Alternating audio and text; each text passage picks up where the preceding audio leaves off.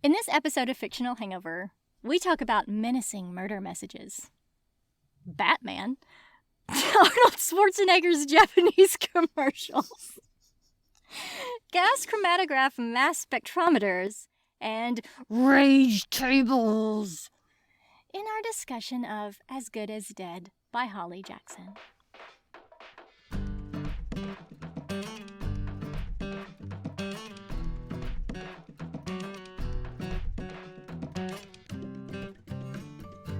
Hey everybody, welcome to Fictional Hangover, a podcast about young adult and new adult books, series, authors, and voice actors that is full of spoilers. I'm Amanda.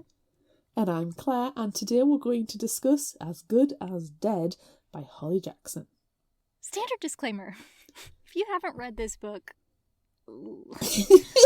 please remember that Fictional Hangover is all about spoilers. If you haven't read or listened and don't want to be spoiled, stop listening to us and go read or listen to the book. Then come back. If you haven't done this but want to pretend that you have, or if you don't care about spoilers, or if you just like the show so much that you don't care about any of that, then listen up. Was it obvious what I was doing?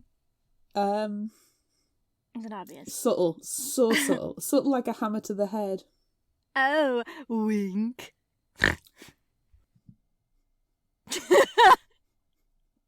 This is going to be a really good episode, everyone, if you love it when we're on fire with rage. Yes. Which you probably do, because we're ridiculous and we hate things sometimes. Rage table engaged. Let's discuss, shall we? Do you have any background information for me? I do. I found something that I think... I'm just going to say what I found, and I'm not going to say anything about it. Okay. Okay. This is from hitc.com. This is an interview with Holly Jackson. And she says, I know my books won't be for everyone, as they aren't really comfortable reads. In fact, I'm pretty sure As Good as Dead will be a horribly stressful book to read. But I think there's so much that can be done with crime thrillers, and I'm definitely nowhere near done playing around with murderers and horrible people.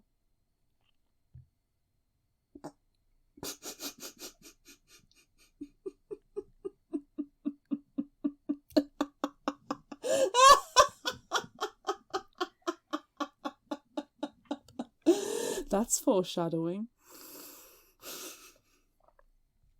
You know what? This book was stressful to read. She's right. It was stressful. Horribly stressful. Is that your initial thoughts? Look, I don't have any.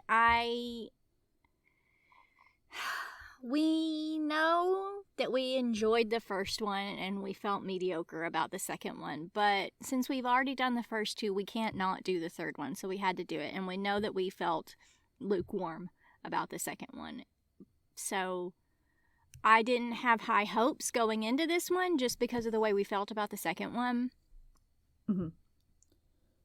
And then I end with a shrug. How do you spell that? Lots of G's. U-H... Possibly an E if you're feeling a bit fancy. I might feel fancy. I don't know. What about you? What are your initial thoughts? Your initial thoughts, Claire, not your thoughts, not your rage table thoughts. Well, thank you for that question, Amanda. I appreciate your interest. I have thoughts and I have feelings. Excellent. Strong thoughts and strong feelings. Excellent. The first one, A Good Girl's Guide to Murder, I highly recommend. Mm-hmm. I honestly recommend that book. It's great. The audiobook is fantastic. Really, read that. The audiobooks are good. The audiobooks are entertaining. They're well done. They're good.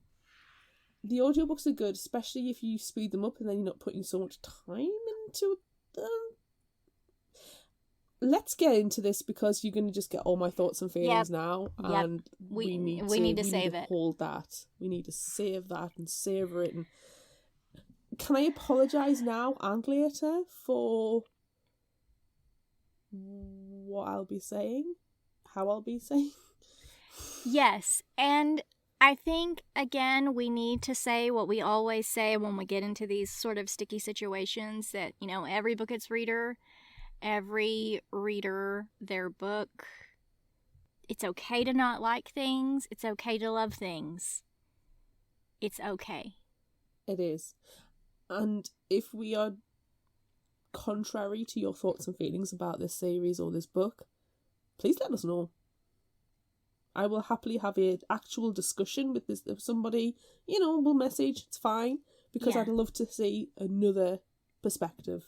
Yes. Sometimes I think it's really great when, like, we have differing opinions on books. If I really, really love something and you don't love it. Yes. But this time, I mean, it's a little ballad of songbirds and Snakey. Oh my god, yes. That's a very good warning. For those who have listened to that episode. And if you haven't, why not? Go back and listen to it. And then don't bother reading. Yeah. All right. Oh my god, Claire, do you know... This is a little bit of background info for everyone here before we get started in this. And I know we really need to get started soon. I know we do. But I always read our summaries prior to recording day, because if I don't, I mean, it just comes from me narrating audiobooks. I have to prepare. I have to read it in advance before I read something out loud, or otherwise I'm going to just flop every single time. So I've read this, but I did not realize when I read it that you put her fucking name in as what I called her the other day on accident. And I just now saw it, and I died on the inside.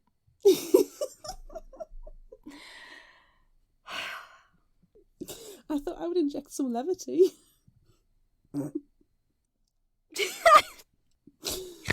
Okay. You don't really. All right.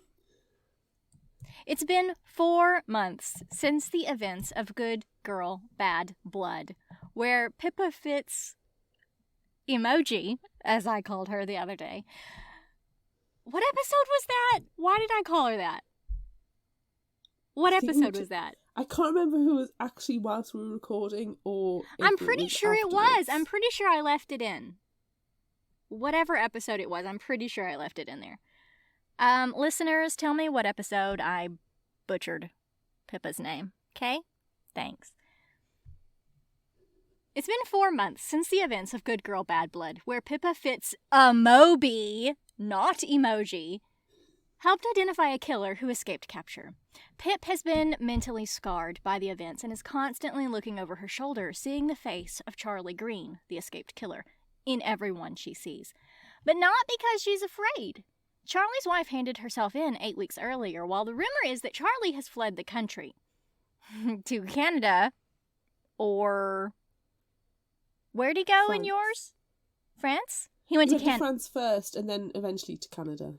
I'm pretty sure in the American version he just went straight to Canada, because why would you go to France first? There's some differing things that happen because UK-US. So if we say something incorrect based on what you heard, sorry. Heard or read. I did try and catch it because I did both listen and read this. Yeah. I don't know how you did that. That would just make my mind explode. Anyway. Purple Heart's coming through the post. Charlie has fled the country, to whatever country he went to. Pip is on her way to the city, London and or New York, whichever you choose, to meet with a colleague of her father's at his law firm. Roger Turner is the best defamation lawyer / solicitor, depending on where you're from, and Pip is going to need his help, as Max Hastings is waiting in the conference room, a smug smile on his face. Max Hastings, he's the worst. He is. Max has raised a libel lawsuit against Pip for the tweet and audio file she posted after his rape trial verdict was announced as not guilty. He was guilty. He was totally guilty, that fucker. This is a mediation to avoid court, but Pip wants to go to trial to drag all the evidence and witnesses out to prove he is what she says he is, and the audio file confirms he is a disgusting, filthy rapist. He is the worst. He is horrible.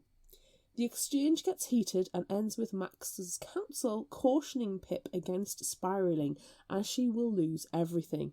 But Pip is willing to do just that to destroy Max. Foreshadowing. Ooh. But is it really? Because did you really expect it to happen? Because what the fuck? Anyway, back at home, Pip is with Ravi, her boyfriend, who we all love, and Josh, her little brother. There is an awkward conversation about the meaning of perv, which Josh thinks should apply to the person watching their house. But Pip and Ravi dismiss his comment. The casual friendliness brings a smile to Pip's face that soon disappears once she's back in her bedroom.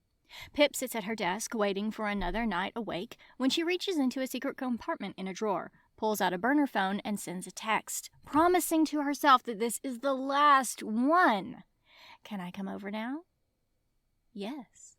So Pip heads out to Luke Eaton's house, the drug dealer whom she met during the Child Brunswick case. He sells her Xanax to help her sleep since her doctor took her off her medication prescribed at the end of her last case. But the PTSD is still overwhelming and she can feel the blood on her hands. It's way too early to take someone off their medication.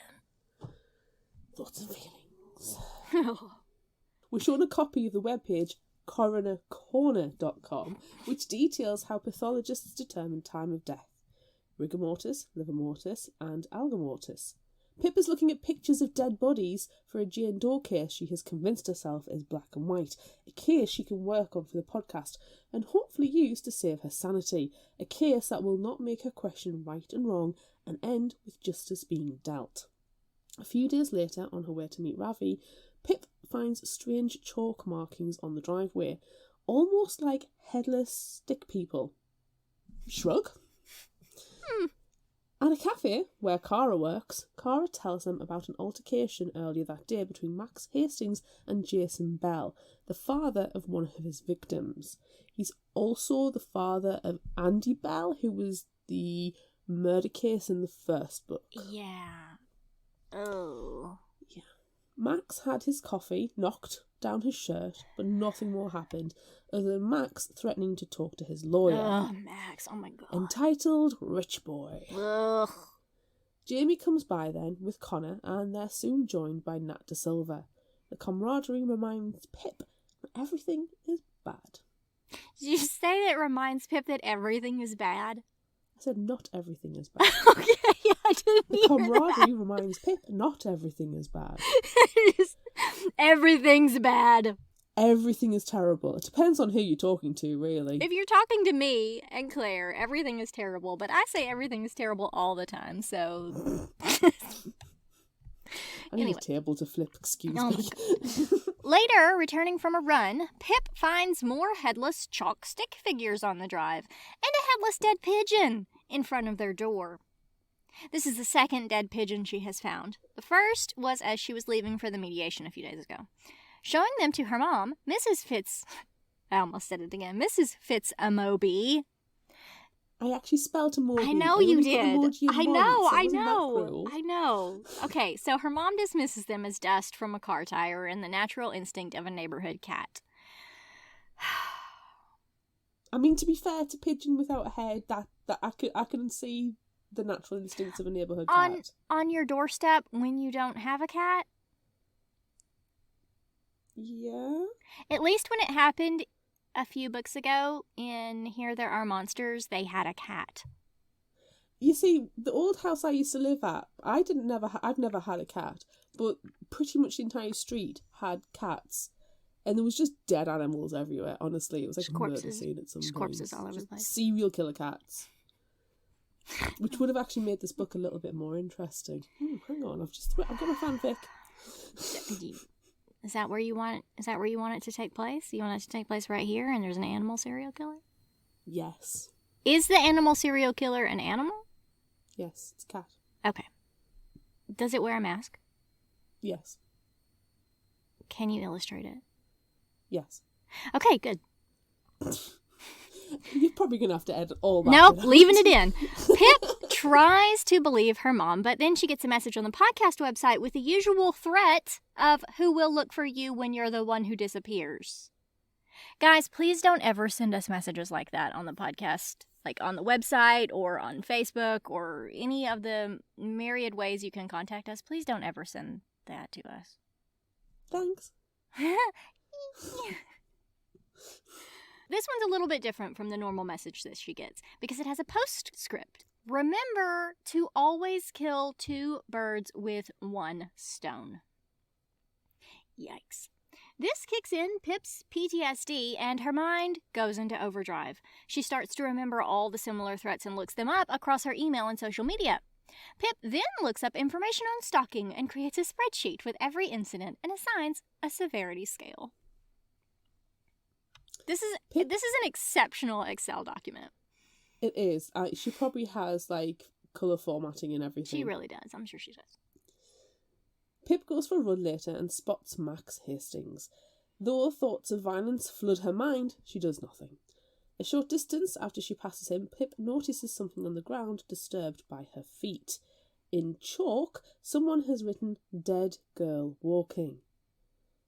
Joke's on them, she was out for a run. She's running, not walking. Yeah.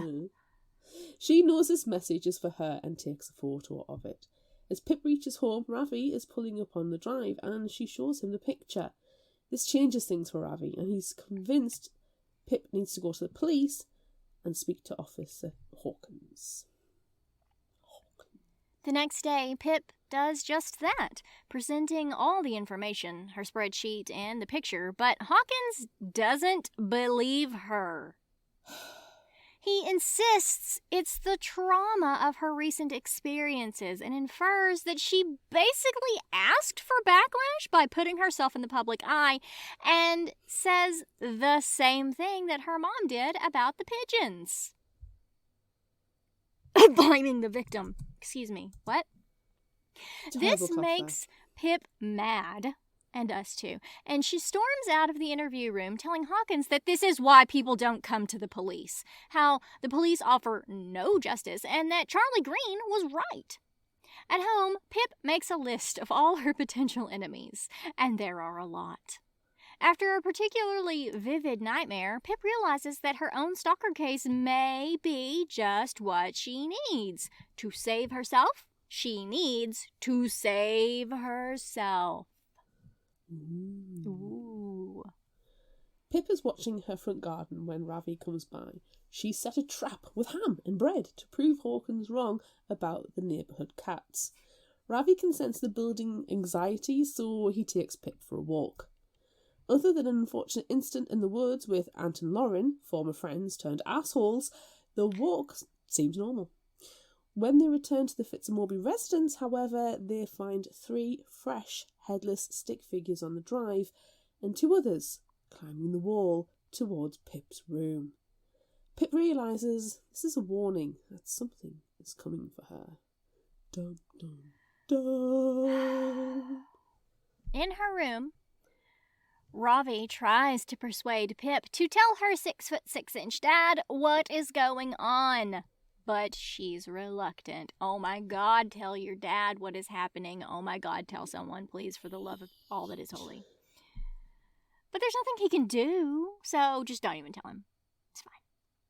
Pip tells Ravi that from her research on stalking, the stalker usually has familiarity with the victim, and the warnings in this case are very specific. So they decide to utilize the almighty power of Google and find a news article from 2012 about the duct tape, or DT killer, so called because of a distinctive MO. He would bind the wrists, ankles, and faces of his victims with duct tape.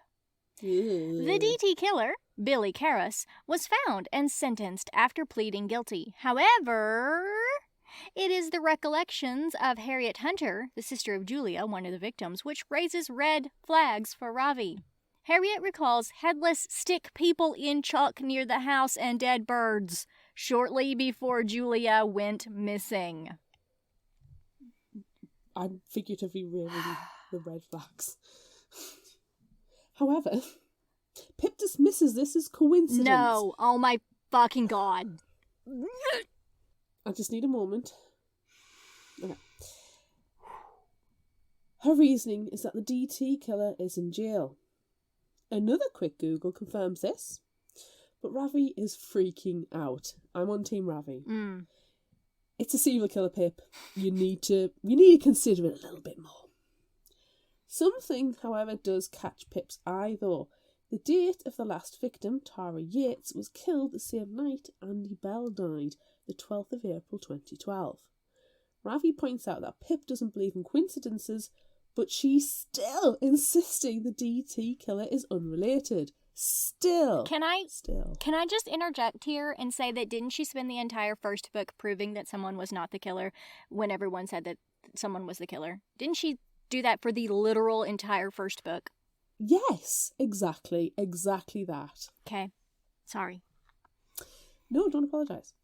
Ravi does his own Google search, which is Billy Karras innocent? ? And finds a Facebook group run by Billy's mum, and the group description states that a false confession was obtained by the police and a series systematic failings of the criminal justice system account for it. Ravi insists she get in touch with Billy's mum and investigate. So Pip doesn't sit back, she investigates. Oh. Thank goodness. It takes a few attempts before Pip is able to reach Billy's mom, Maria Karras. When Pip gets through, Maria mistakenly thinks Pip is getting in touch following the emails she sent to the podcast about Billy's conviction, and Pip does not tell her the truth. Maria tells Pip that the confession was taken under duress, and Billy tried to recant it, but his lawyer wouldn't. Billy had a drinking problem at the time of the murders and often couldn't account for his whereabouts, but there were other ties between Billy and the murders that the police twisted in order to get a conviction. Billy worked for a groundskeeping company, Green Scene Limited, and 2 of the victims were found on estates of Green Scene contracts, and one of the victims was Billy's supervisor. Billy even found the last victim and tried to rescue her, thinking she may still be alive, and in the process got fingerprints and DNA all over her. To top off all this information, Jason Bell is the owner and CEO of Green Scene Limited, and Daniel De Silva worked for them around the same time of the murders. Convenient. With promises to send scans of the 9-hour police interview, Maria hangs up. Pip has been drawn in, and everything is telling her to worry that she's going to be the next victim. Finally. Then Pip gets a prank call on her phone. It's an unknown number, and the person on the other end doesn't speak. The interview transcript shows that Billy Karras was fed information and coerced into his confession. Billy didn't provide any facts, but Officer Nolan, who conducted the interview, guided him and talked circles around him. Billy was tired, thirsty and confused by the questioning. During this time, Pip receives further threats on her website and Twitter. She tries to speak to Jason Bell to find out about the break-in at Green Scene Limited the night of the last DT murder and Andy's death, but he won't talk to her because she's done enough damage. After she leaves, Pip receives another prank call from her stalker and is then nearly run over by a white sports car. Good day there, Pip. You're having a grand day. Sometimes you should just not get out of bed. No. Stay under the duvet. Yes. It's duvet day. It's the duvet day. I can't say it. It's stupid when I say it. Understandably, Ravi is freaking out over these latest incidents. But Pip tries to reassure him that she has downloaded an app that will unmask the withheld number, and once she has concrete evidence, she will speak to Hawkins. Sure. It's great. Meanwhile, Pip is trying to reach out to family members of the DT killer and Officer Nolan, who made the arrest. As Pip is talking, Harriet Hunter replies to the DM. Pip arranges to talk to Harriet in the cafe in town with her podcast equipment. Pip specifically asks about the pigeons and the chalk figures. Harriet says that they really bothered Julia, which is why they stood out in her mind, but they didn't scare her. She also says only 3 prank calls were made. Pip's had 2. Ooh. 2 of 3. Ooh. Interestingly, Harriet reveals she was friends with Andy Bell. Andy had actually reached out via email after Julia's murder, and they became friends. The email address is a different one than Pip has on her records from investigating Andy's murder. What? Ooh. Someone has more than one Gmail account? How many have I got? Shock! I have so many. Plus Yahoo. And I have millions at work. Yeah, I have Far 1,000 too email many. addresses. Far too many. I've Yeah. forgotten the passwords for most of them. I have 1,000. I have 1,000 emails. Pip tries to access this new email address of Andy's. Obviously, she doesn't know the password, so she tries to access from the forgotten password option. Unfortunately, she doesn't know the name of Andy's hamster. The password hint, by the way. She'll have to ask Becca Bell during their weekly phone call, which they have at 4 p.m. every week. Meanwhile, Officer Hawkins calls to let Pip know that Charlie Green has been arrested, which makes Pip spiral. Charlie can't be caught. He was never a threat to her. He helped her open her eyes. Hawkins refuses her request to talk to him, and Pip lies about the stalker situation being resolved. For fuck's sake, Pip. During their weekly phone call, Pip is able to find out from Becca that the hamster's name was Rhodey. Pip also notes that, though she's in prison, Becca sounds happy. Happier than she would be if she were out.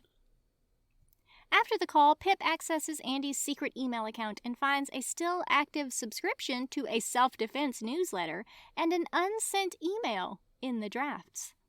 In the email, Andy tells, to whom this may concern, that she knows who the DT killer is and is scared.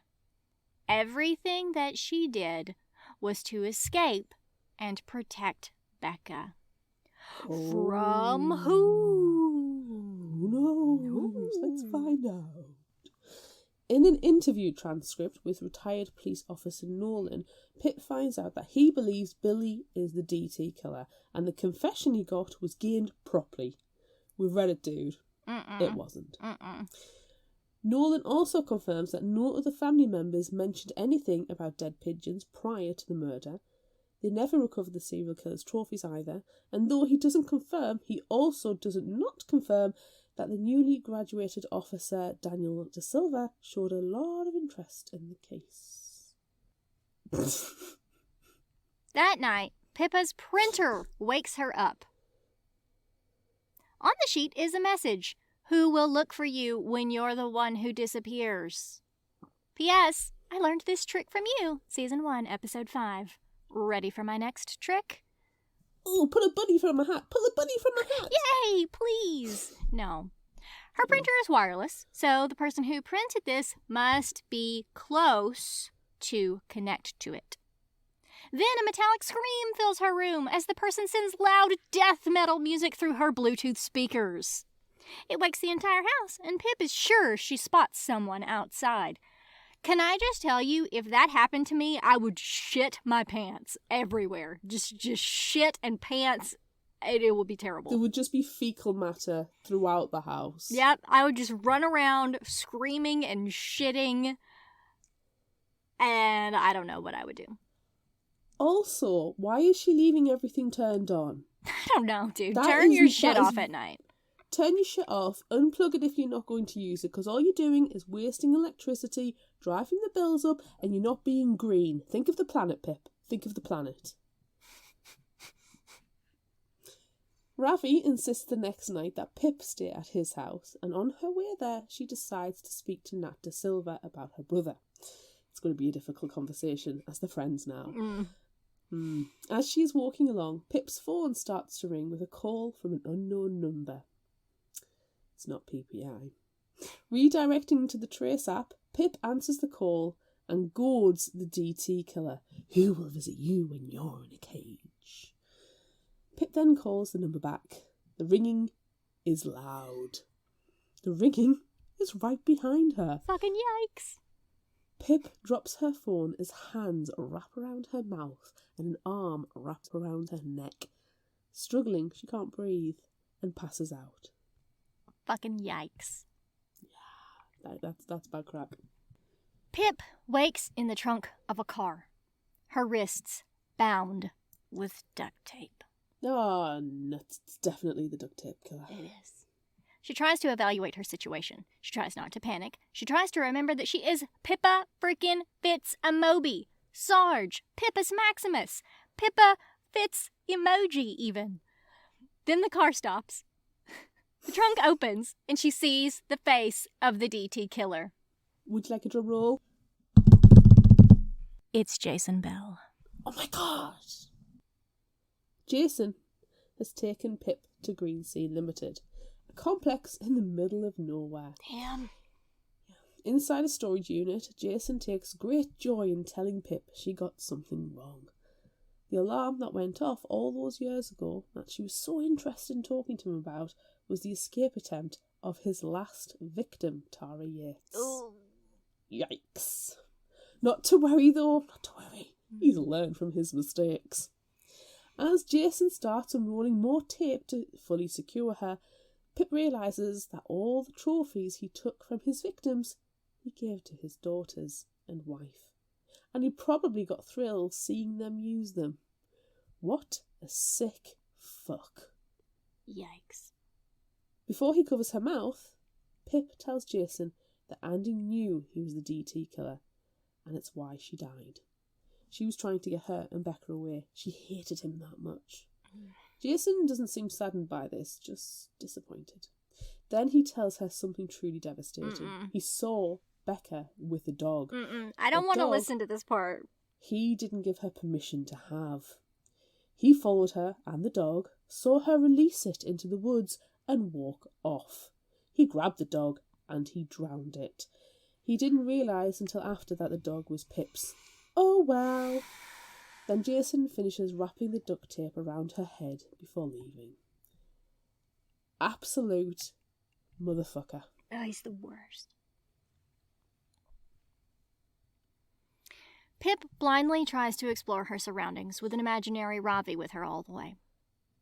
She's able to loosen a screw on the shelving unit she's taped to, which brings the shelves down, causing something to crash into her and drop her screw that she got out. Figuring she can use the broken end of the shelving unit to cut her bonds, Pip is finally able to free her hands and tear off the duct tape death mask. Obviously, Jason locked her in, but there's a small window that Pip is able to smash and escape through. As she plans her next steps, the DT killer returns. And rather than run for help, Pip bashes his brains in with a hammer. Yay! Yay! End of the I can book? get behind. Oh no! We're only halfway through. Settle in, folks. End of the book. End of the book? End. It's wishful thinking, Amanda. Damn it. It would have been such a good ending. I know. Nope. No, And you know here's that where would the rage really begins, everyone. Finding a burner phone in Jason's car, Pip calls Ravi on his house landline and tells him to come to Green Sea, but don't look it up directly on Google Maps or bring his phone and only use back roads. When Ravi eventually arrives, he finds his girlfriend with a dead body. That's what every boyfriend wants to see. Somehow, Pip is able to persuade Ravi to help her disguise the time of Jason's death by cooling and heating and rotating the body, and also frame Max Hastings for the murder. Jesus fucking Christ. Should have been the end of the book. Yeah. It only takes 12 minutes to plan how to get away with murder. Pip and Ravi decide to use Jason's car for the cooling and heating process, and then they quickly pick up all the DNA-covered duct tape and other murder paraphernalia and leave. The DNA-soaked trunk will be future Pip's problem. As Ravi drops Pip off at home, he goes over his alibi, where he will have a very visible and easily tracked time out with his cousin. Pip goes home to clean up, bleach all the paraphernalia, and pick up some supplies before starting to frame Max for the murder. Oh my god, just let it go, Pip. Jesus fucking Christ, just let it go. Firstly, Pip grabs duct tape to cover the security cameras at Max's house. Then she heads to Luke's house to buy the Rohypnol he tried to sell her previously. It's the same Rohypnol he was selling Max so he could rape people. I mean, that's... Look, if you're gonna not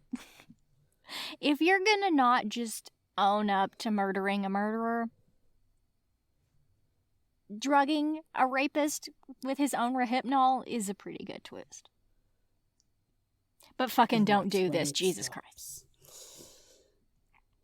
Pip then heads to Nat De Silva's house, where she asks Nat, Jamie and Connor to help her, and they unconditionally say yes. She doesn't tell them a thing about what's going on. Nope, and they all just go right along with it. Those are some good friends. Oh, yeah, without a doubt. Lastly, Pip needs to sneak into Max's house after covering the cameras and pour some of the Rohypnol into the water bottle he always has with him. She hates this water bottle. She hates it so much. With Nat distracting Max at the door, Pip is able to drug Max's water and then slip into a closet to keep watch until the drugs start to work. Slipping from her hiding spot, Pip is able to grab Max's phone and take it outside to Jamie and Connor, who will drop it on the grounds of Green Scene. Then Pip heads back to collect 3 things: a used hoodie, a pair of shoes, and hairs from Max's head before heading out to secure her own alibi. She also takes his cap as well. So 4 things. 4 things. But it specifically in the book says 3 things. Go fig. Pip heads to Kara's house, and she's not alone. Naomi is there too. But they're both like sisters and will do anything to help. Pip uses their landline, because she's lost her phone, to call Mr. Epps, Max Hastings' lawyer, to tell him she'll take his deal, a public apology to Max and a settlement. Pip then tells Naomi and Kara that they need to hang out for a couple of hours in public, so they head to a fast food restaurant. Pip makes sure to be seen by security cameras, uses her card for an electronic footprint twice, and they take silly pictures and videos together, conveniently using what she learned in book 1 to aim the clock of a phone at the camera. Kara and Naomi desperately want to know what's going on, but they trust Pip since she's helped them so much in the past. Just before midnight, Pip drops them off at home before heading home herself, making sure her parents know she's there and going to her room. A few minutes later, Pip sneaks out to meet Ravi, who is in Max's car. Together, Pip and Ravi head back to Green Scene to turn the body and start heating it back up. They clean any traces of Pip having been there and stage the scene for Max to take the fall.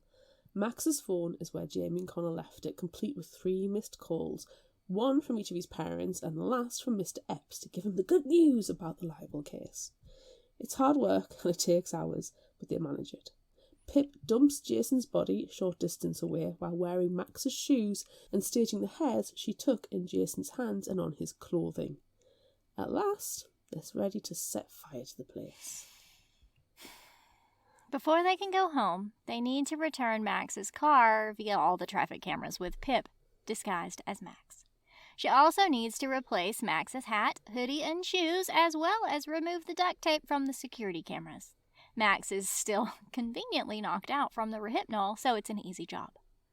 Ravi makes sure Pip gets home, where she spends hours cutting up all the incriminating evidence and flushing the tiny pieces down the toilet. In the morning, she claims illness, so her family goes on a previously planned day trip without her, which gives her time to dispose of the burner phones and her shoes in other people's trash bins. Once done, Pip finally sleeps. I love that Josh is like, yeah, I heard toilets flushing all night long. And she's like, oh, I was ill from eating at McDonald's. I was shitting myself all night long. Do you know, you would not get away with being able to flush all of that stuff down the toilets. You wouldn't. When we bought this house, we had a specific warning from the realtor to say do not even put anything bigger than toilet tissue because people have been putting nappies down the toilets and sanitary towels and blocking the sewers. No, you would never, no matter how small, be able to do that. No, I call bullshit. What did she cut up? Gloves, Multiple plastic gloves, multiple pairs of gloves. cloth gloves, clothes. Yeah, material stuff that's going to soak and stog and expand. Tons of stuff. The only thing she put in the bins was her shoes and the burner phones. It was too much stuff to believably flush down a toilet. Multiple toilets, but still. Even then, it all goes down the same pipes, place. It goes to the same place. Exactly. And considering how many hours... She only got home at midnight. How many hours she spent cleaning the place out with Ravi, and then hours cutting everything up and flushing it. The time scale doesn't account. Okay, right, we're not in the discussion. I'm sorry. No, we're not. Sorry. This all happened Saturday night, Sunday morning, by the way. And it's not until Wednesday morning that the news announces Jason Bell's death, and that it's being treated as a homicide. The police are appealing for witnesses from Saturday evening to come forward. Pip's mom tells her not to investigate. But that's exactly what Pip would do. So, she begins A Good Girl's Guide to Murder Season 3. Who killed Jason Bell? You did, Pip. You did it, you murderer. Pip releases the promo to Season 3 with clips from the news announcement, the police press conference, and an interview with Jackie from the cafe mentioning a violent altercation that took place only 2 weeks ago between Jason Bell and Beep. Officer Hawkins contacts Pip and asks her to come to the station. On the one hand, this is expected, given her Season 3 promo, and while there, she may be able to find out if their cooling and heating the corpse trick worked. On the other hand, fuck, oh my god, fuck. Hawkins asks general questions about the last time Pip saw Jason, the interview with Jackie, and Pip's alibi between 9:30 p.m. and midnight Saturday night. So far, so good. Pip starts to realize their plan has worked. Success. Then Hawkins asks why her headphones with the distinctive Good Girl's Guide to Murder sticker on were found in Jason Bell's house, in his bedside drawer. Shit! Pip is now convinced Hawkins sees her as a suspect. At home, before the panic overwhelms her, Pip makes the decision to protect the people who tried to help her and plans to confess. End of the book? I wish. End of the book. No. End? Nope. Fuck. Ravi is pissed because Pip is basically giving up and begs her not to go to Hawkins, but she won't listen. She literally is not listening with her hands over her ears. Having one last dinner with her family that goes on for far too long. Sorry, personal opinion. Having one last dinner with her family, Pip leaves to say goodbye to Ravi in person before heading to the station, but Ravi isn't home. On the drive, headlights flash her and Pip realises it's Ravi. Pulling over, he tells her he has fixed the headphones thing. Pip isn't listening again to Ravi as he explains that he told Hawkins he borrows her headphones all the time and that he's been to see Jason about setting up a scholarship in Andy and Sal's name and must have left them at Jason's house then. Hawkins seemed very happy with his explanation, especially as Ravi had a solid alibi for the murder window. But no, Ravi, no! I must confess! I must protect you! They know! I won't listen to you! No! End of book? End of book? End of the book? No. Jason's murder is the talk of the town, and speculation is rampant. Nat tells Pip that Hawkins contacted her about visiting Max the night of Jason's murder, which she denied and said she was at her police officer brother's house, who was drunk, so he couldn't really verify the times. Kara also confirms that Hawkins talked to her and Naomi. They know what she is hiding. But they don't say anything.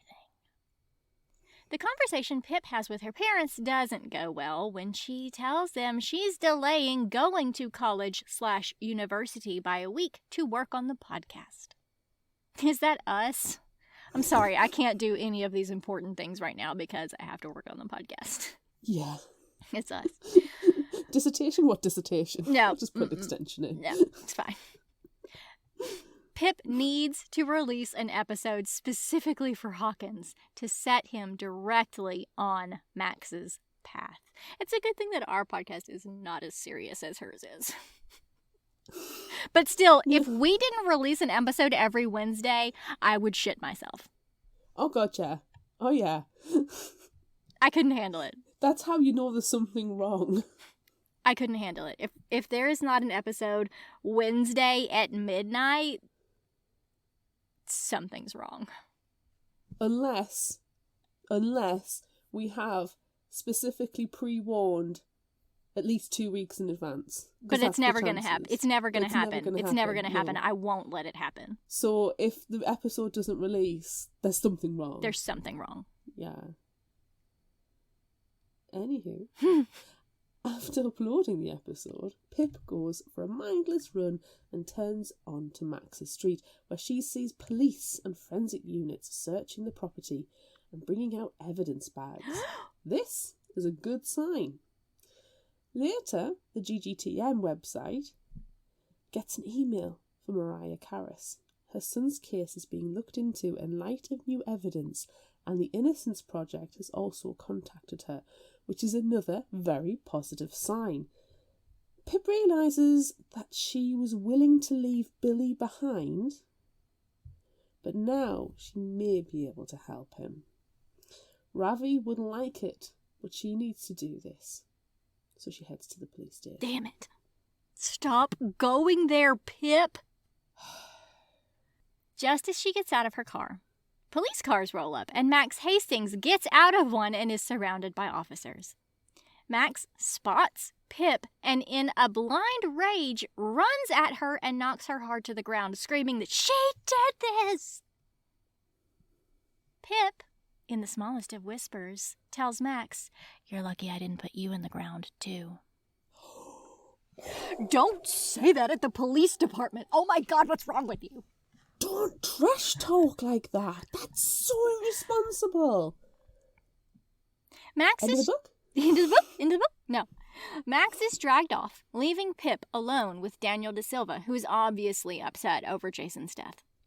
Pip knows the truth, though, that Daniel was being used by Jason, and this truth will come out eventually. Hawkins comes back outside and agrees to talk to Pip. Pip gives him the research she gathered about Jason's connection to the DT killer, and Hawkins tells her they already have some evidence. But this is helpful. Pip can't get over how Hawkins said what he said about the evidence, and now she's convinced that he knows and he will come for her. Paradise? End of the book? You wish.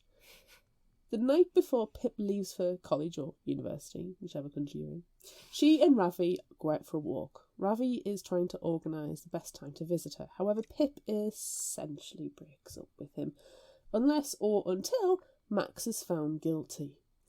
If he is found innocent again, Pip is convinced Hawkins will come for her, and she needs Ravi to be safe. But if he is found guilty, they can be together again. End of the book? Summary-wise, yes. Book-wise, no. In early December, there is no trial date for Max yet, but at least Billy Karras has been freed. Yay! End of the book? The evidence that Jason was a DT killer set him free a month after it came to light. Evidence also showed that Jason was a serial rapist between 1992 and 1996, stopping the year that Andy was born.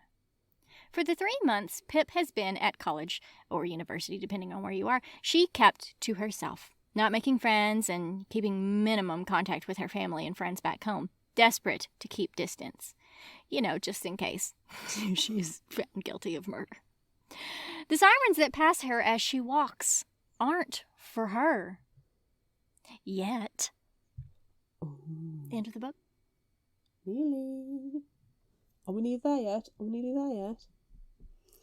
1 year, 7 months, and 28 days later, 3 minutes after the verdict is read in the trial against Max Hastings, Pip receives a text.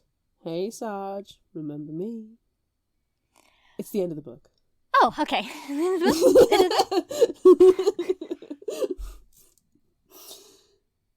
I'm going to go and take a quick blood pressure test, just to, make sure it's not dangerously high before we get into it. It's going to get worse. These days, more authors are including mental health content in their books. But do you ever wonder how accurate some of this stuff is? Or do you ever read something where you know the author just gets it? I'm Elise. And I'm Priscilla. And we are Novel Feelings, a podcast where we discuss mental health issues in fiction novels. We are psychologists and book lovers, and we have a lot of opinions. So look for Novel Feelings wherever you get your podcasts. Now, back to your show. How's your blood pressure? Are you ready to send it through the roof? Oh, it's already skyrocketing. It's got rocket fuel in here. All right. Welcome, everyone, to the Rage Table. Round 1. Standout moments. Ding, ding, ding. Okay, can I tell you my main issues throughout this entire fucking book? Why didn't anyone listen to Josh when he was like, Thank you. So there's a pervert outside the window. And when the speakers went off, he was like, Oh, I thought it was the guy outside. nobody was like, Josh, what are you talking about? There's a man outside our home? Nope, nobody fucking listens to Josh saying more than once that there is a man outside their house. Yes. It's also my surprise. Do you know why? Why? Because he's 10 and children are dismissed. That's the only explanation. A lot of emphasis is put on this book by the mother in particular, that Josh has ears everywhere. You can be across the other side of the house and he hears his mother say the word fuck. And so then, why don't they listen to him? Because clearly he hears everything. Clearly. Exactly. He's there. He knows there, everything that's happening. and he's a smart kid. But he's 10, so dismissed. But I bet Pip, at age 10, was curious and would investigate and would see things and hear things. But they're just annoyed by it now. They They're just are. annoyed They by are. it They now. do mention that every single time. Like, oh my God, don't say anything. Josh is here. Yeah. Oh, we need to give him some noise-cancelling headphones so he can't hear everything. Well, then what you're saying is quite clearly inappropriate. So, on you, really. But yeah, it's my surprise, and I'm totally with you. Pissed me right off. It was so frustrating. Uh-huh. They don't even once go, hang on, is somebody there? What? You saw someone outside? No. People on Fortnite call me perv. Well, yeah, you're playing Fortnite, Josh. But then he doesn't say it's the people on Fortnite. He doesn't associate it necessarily with the people on Fortnite. He says the people on Fortnite call people pervs when he's playing online. But then his association, his definition, is then brought out by the person watching the house. Mm-hmm. Yeah, I'm with you. Completely with you. Frustration. And it's so early on in the book, it's like, it's the first thing that starts to trigger. It's really frustrating. Something that I did like that I'm going to was... savor this. I'm going to savor this. I know. They talked about... Officer Nolan talks about how they never recovered the trophies. Mm-hmm. That Billy must have taken these trophies. And even when they're going through the transcripts and stuff, they're like, so what did you take? What did you take from this person? To say it out loud. Now, what was it? And he's like, oh, I guess it was probably a hairbrush. You know, like clearly they're coaching him through this and they're putting everything in his mouth and they're setting this poor guy up, which is terrible. But they mentioned the purple hairbrush and a coin necklace. And we've seen the purple hairbrush before. We saw the purple hairbrush in the first book, which I loved. It was in a picture that Pippa took of Andy's desk. Mm-hmm. Pretty sure then she hid in the closet, and that was my cosplay picture for that week. She hid in the closet while someone came back in the room. But anyway, the purple hairbrush, we've seen it. It was in book 1. So I appreciate that. Whether it was done purposefully or not, I appreciate the fact that there was a picture from book 1 of the purple hairbrush. But then it obviously stood out to me, the way it was written and read. So I was like, oh, well, that's important.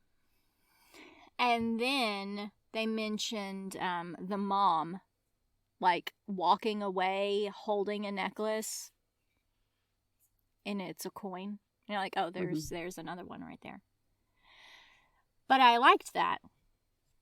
I am upset with myself and the book for having caught it, because I shouldn't have if we're doing things properly, but whatever. Mm-hmm. But I liked those things. Yeah, I agree. I like that. I like the that was probably the cleverest thing about it. So it's either intentional, this whole entire arc has been planned out and those seeds have been dropped in, mm-hmm. or just utilised. Either way, clever, I agree. Yeah. My favourite, I mean, if we're going to talk about favourite things as well...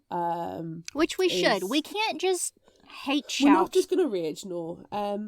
It's the support she has from her friends and from Ravi and her parents. Yeah, her friends are amazing.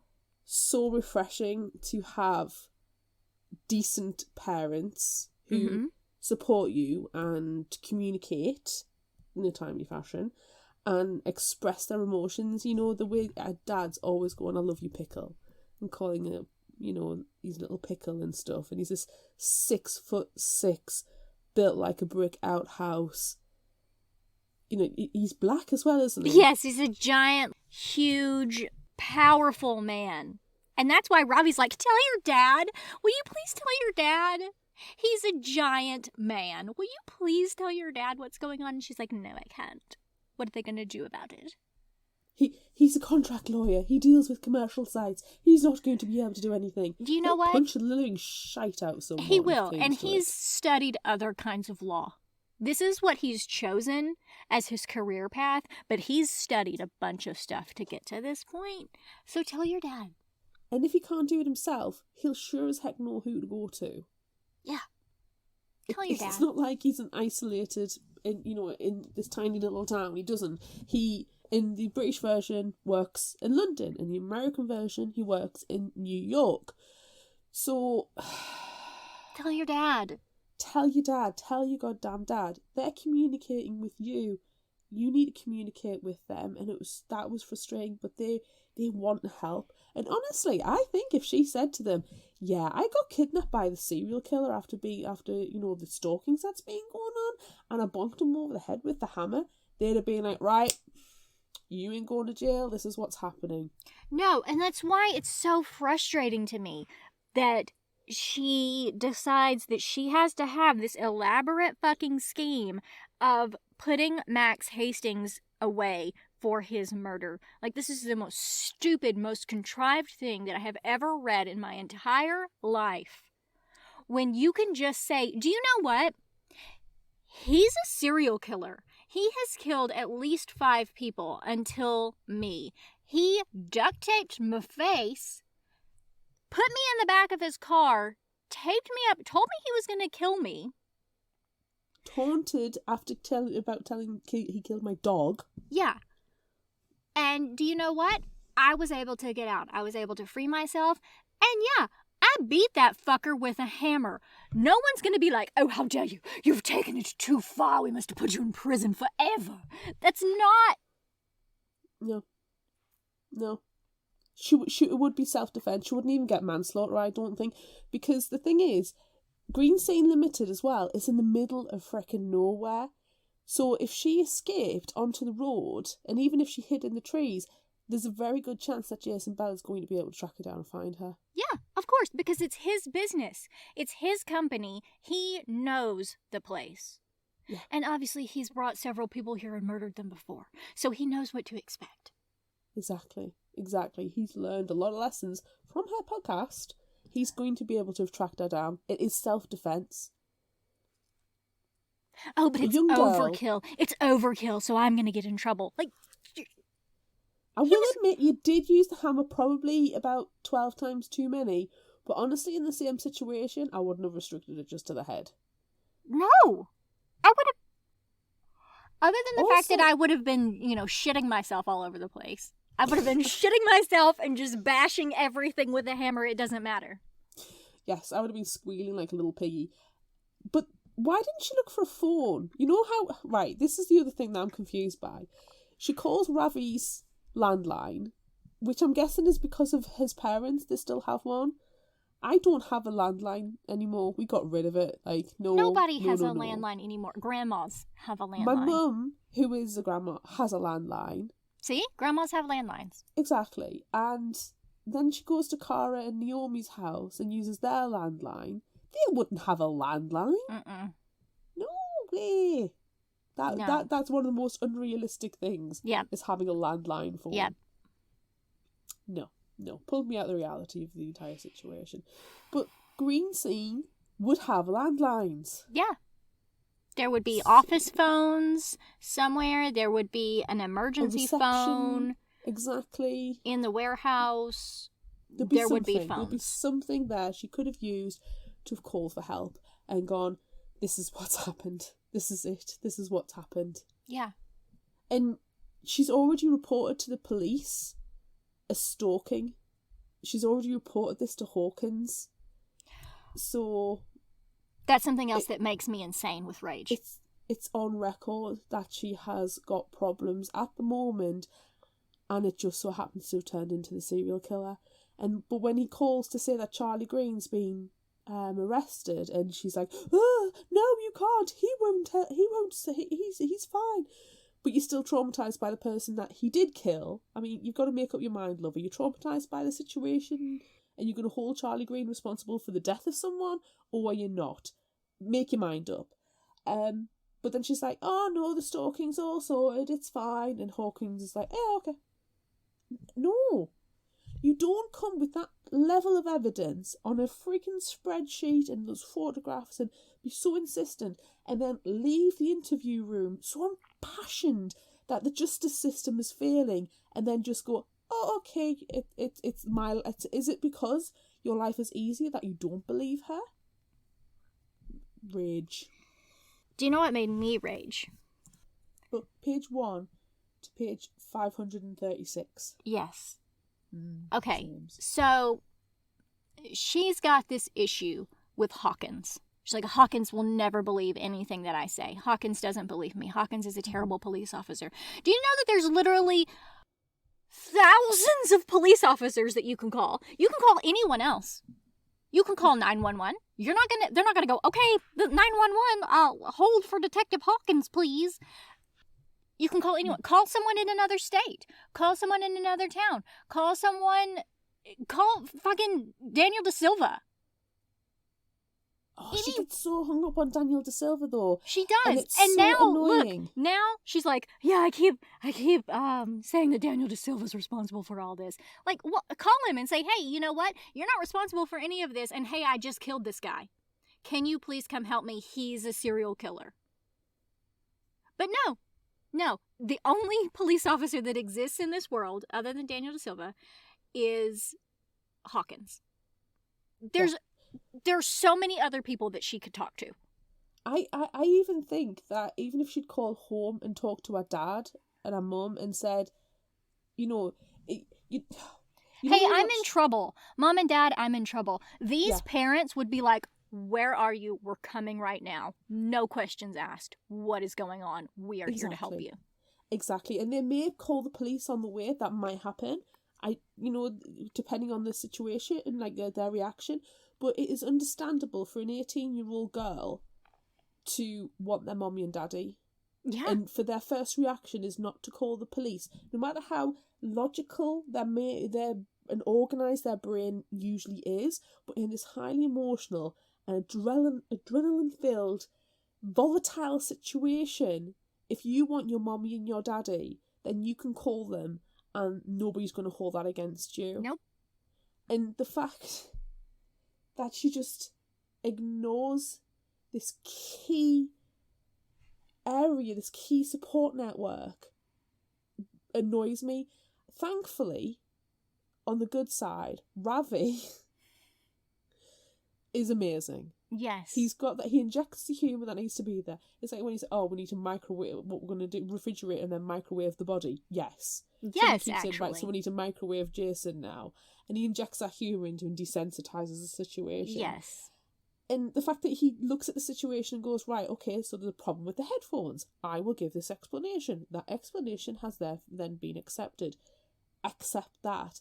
And she just, I think that Pip, unless she's the smartest person in the room, she rejects it. Mm-hmm. She's so narcissistic, she needs to be the smartest person in the room. I agree with And though Ravi's IQ, if they were to do an IQ test, may not be as high as Pip's, but he's still a smart person. that. Yes.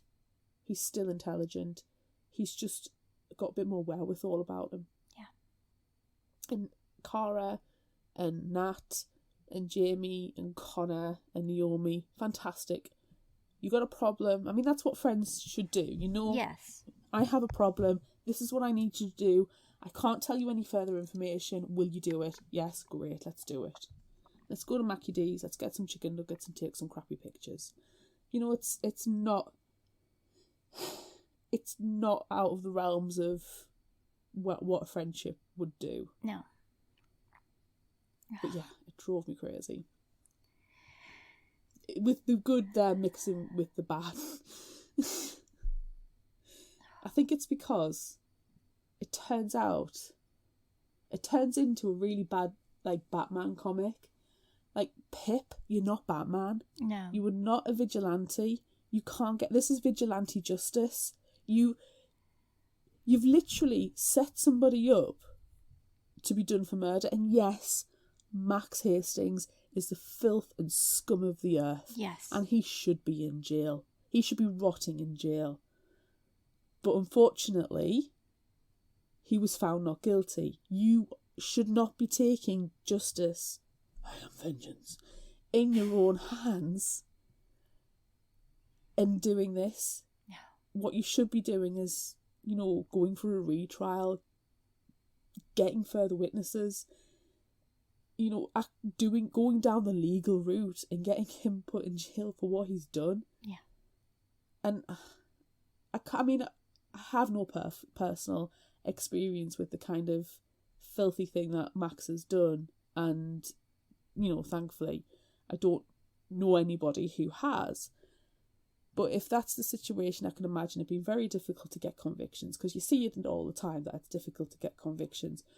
But the way she's gone about it is not right either. Mm-mm. And the other thing about, you know, how saying serial killers all the way through, and it happened in other books where we've had serial killer conversations, and saying, like the Cynthia Murphy's Win, Lose, Kill, Die. Mm-hmm. Serial killers will always try and inject themselves into the investigation. That's literally what Pippa was doing the entire fucking time, and it drove me nuts. Yeah.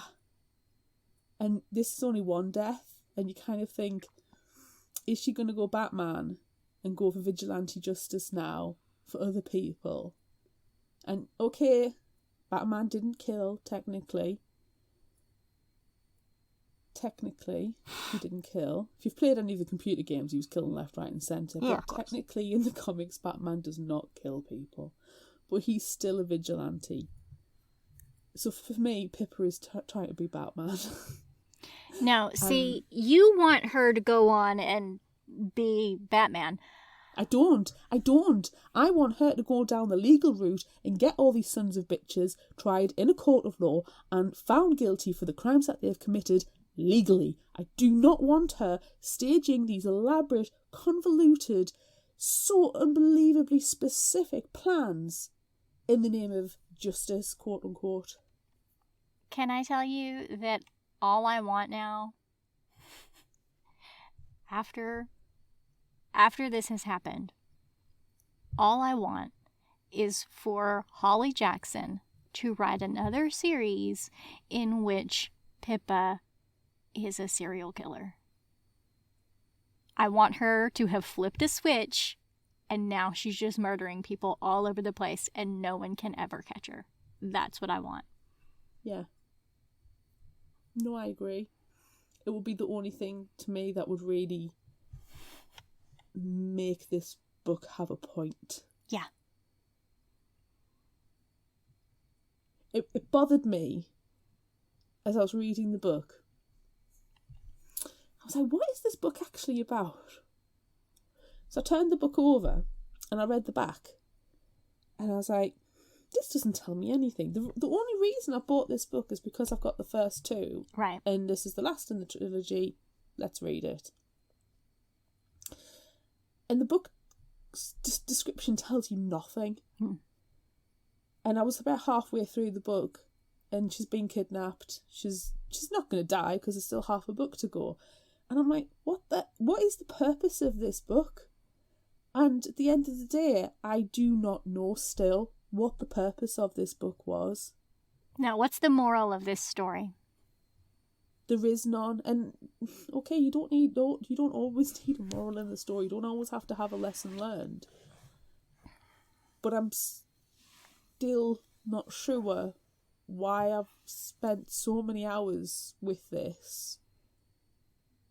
I don't get it.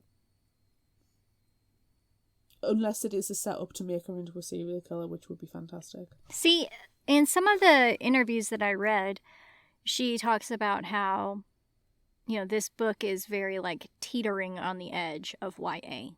That some of the stuff crosses over into other, more adult themes, which I do not. I don't see that. I don't think it's definitely YA for me all the way through. Yeah, but she talks about how she sees in her future adult books being a thing. We'll make that this series. Pip's a serial killer. Yeah. Because otherwise, what was the point of this book? None. I don't know. There was none. None. I think you got. I think the point of this book was for you to get kicks out of me sending you the messages as I was reading through. Yes. Raging. Yes.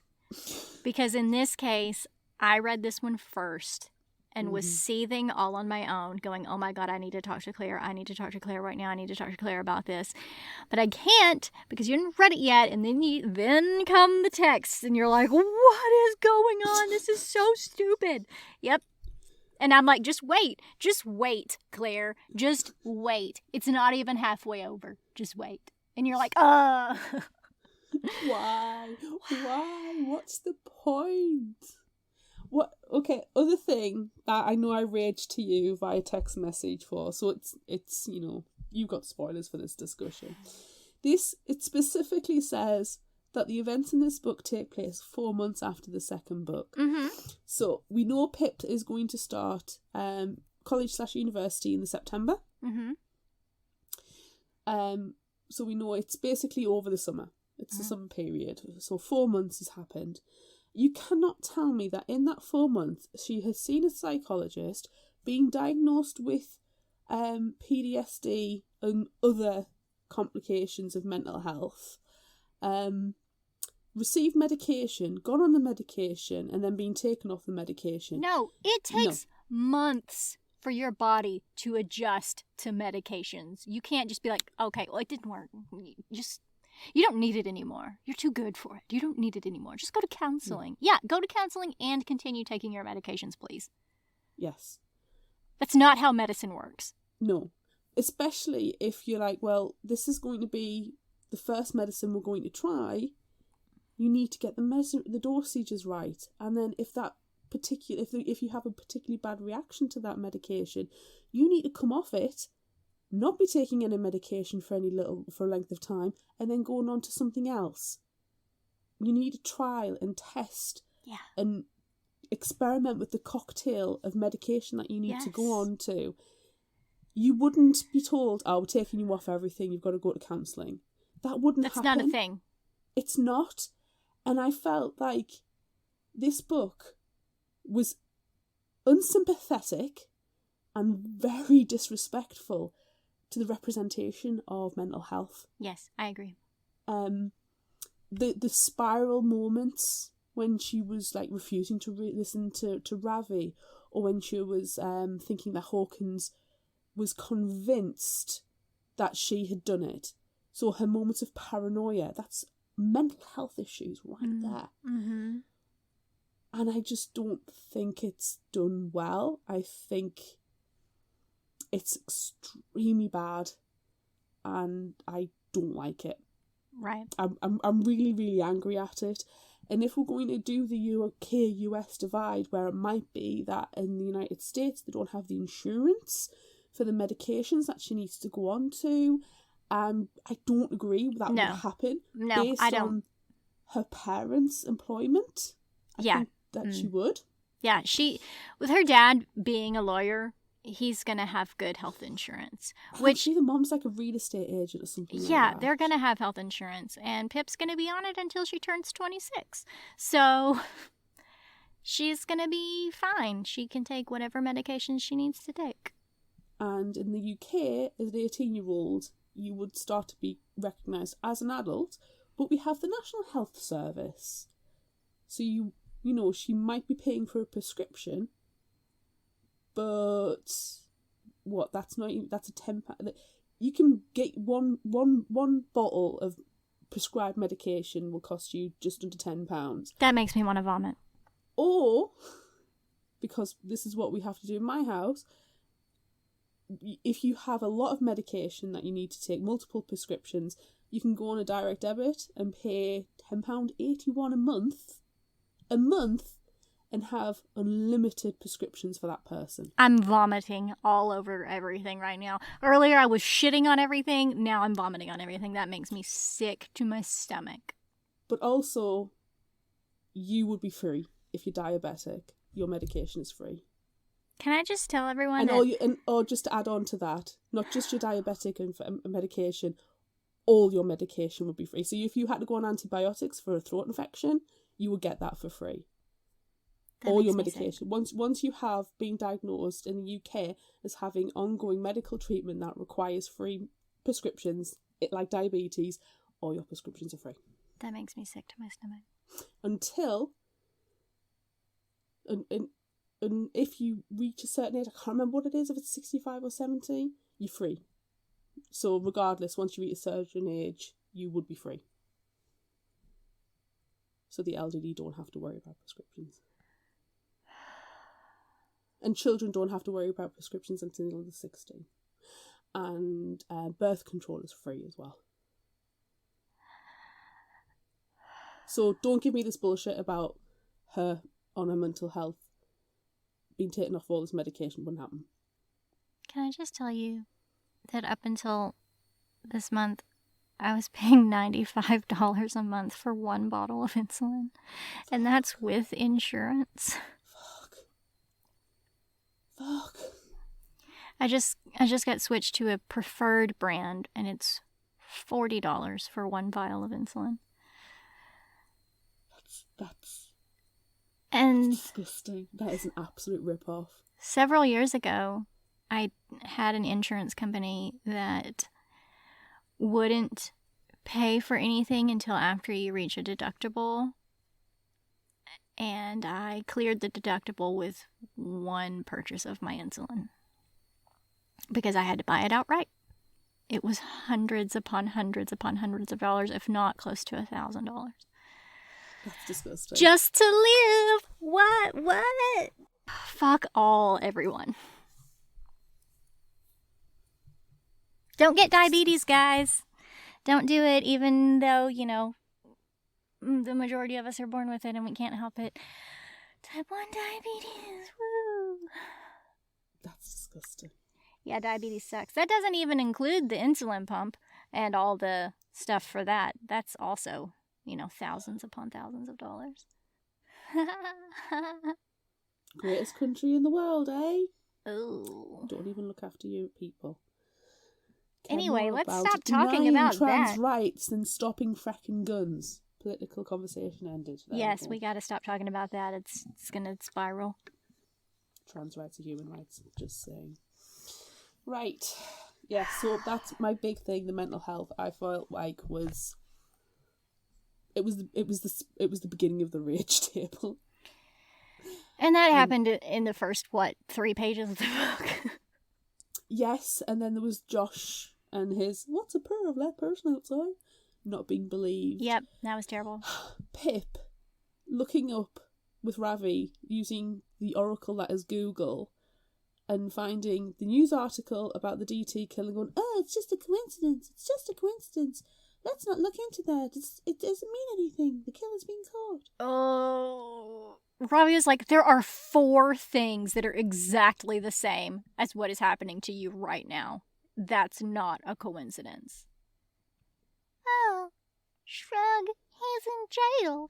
I didn't spend the entire first novel proving people's innocence. And if you do have a stalker as well, who's doing these creepy headless stick characters in chalk on your driveway, would you sit and do nothing, or would you be like, let's get a web camera and record the driveway? Or, hey, mom and dad, this is happening. Can we get one of those ring bell things that record all movement? And you see the Amazon delivery drivers dancing on TikTok? Can we get one of them? And to prove to the police, because they're being assholes, and they will be like, yeah, we'll Amazon Prime that right now and wait for the delivery driver to dance down the driveway. I hate that in that moment, you know, she's decided after it's happened however many times. She's like, okay, well, I'm just going to sit and watch now. And then Ravi comes over and he's like, hey, babe, let's go take a walk because you're scaring me the way you're acting right now. And then she comes back and then there's new stick figures and she's like, fuck, I should have been there. You know, I should have been there, Ravi. Why did you take me away? Look, you have a laptop at your desk. Just like open it up and start recording from your laptop out your window. Yeah. That's something that you can do. You have the materials to do that. Just start recording. You have a mobile phone. Put the mobile phone in the window at a proper angle and start recording and walk away. You've got 6 burner phones. Take one of those with you to make your phone calls and your texts. No one will know that it's a burner phone. And leave your good phone there recording everything out your window. Exactly. It's so frustrating. Like, to the point where I think my brain stopped working because of the annoying little things that were happening. Mm-hmm. And it didn't help the fact that I gave 0 shits about Pip. Yeah, she is not a likable character. I don't care about her either. Not one fuck.